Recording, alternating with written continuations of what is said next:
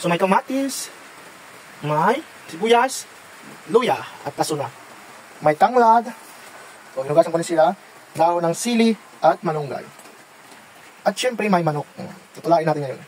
Ilalagay natin oil para gisa natin. Sasabayin ko yung sibuyas at kasuna. Ayan.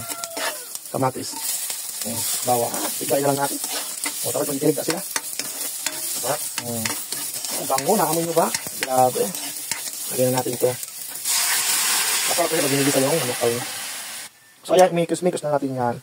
Ibibitang na natin yung lemongrass para maano siya. Ma-absorb yung bango. Diba? Ilalim natin kasi pala maluto siya.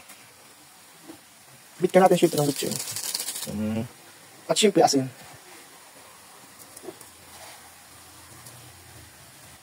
At syempre, tinula talaga natin ng sabaw ng maraming sabaw. Tinula kasi ito. Ito yung tinula kung ng sabaw. Diba? Kunti lang muna may iba. Pag kumalagkad na siya. Inikos-mikos muna natin ito. Eh, dahil kumakalagkad, lalagay natin yung gulay.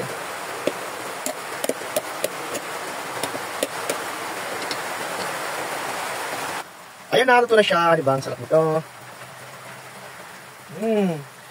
Kumukulo-kulo. Sarap.